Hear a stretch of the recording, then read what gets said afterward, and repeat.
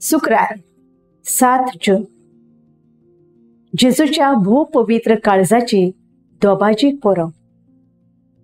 मुखेल वड. पूण एका सैनिकान एक भालो घेवन ताची खूस विधली आनी रोखडेंच रगत आनी उदक व्हांवली. नियाळा कादार. आयज पवित्र सभा जेजूच्या भूपवित्र काळजाची परब समोरमता. म्हणजे आयज आमी जेजूच्या मोगाची परब समोरमता. जायते पावट वेगवेगळ्या समारंभांनी काळजाची निशाणी पितारलोली ओ चिकटायलोली आमी पळयता. हाचो अर्थ म्हळ्यार मोग.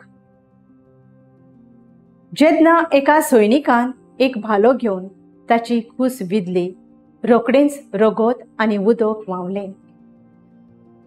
आपल्या काळजांतलें रगत वारोवन जेजून म्हज्या पातकांचें फारीकपण दिलें आनी आपल्या काळजांतलें उदक वारोवन म्हाका धुवन काडलो, नितळ केलो.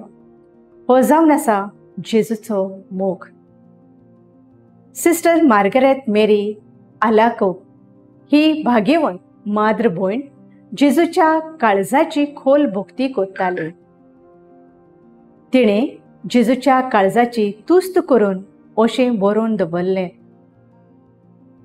जेजूचे भोव-पवित्र काळीज मनशाच्या मोगान लासता, मनशाक मोलादीक देण्यांनी आनी कुरपेन भरूंक सोदता, खालत्यांक आनी नेणाऱ्यांक वयर काडूंक आशेता.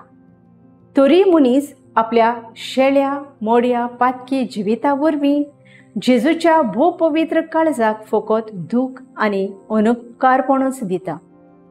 हो जावन आसा जेजूचो मोग आमचे सवे.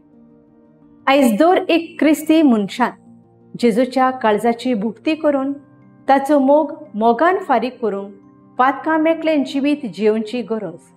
देखूनच आमी मागूंक जाय, जेजू कर म्हजें काळीज तुज्या काळजा सारकें. म्हजो थाराव.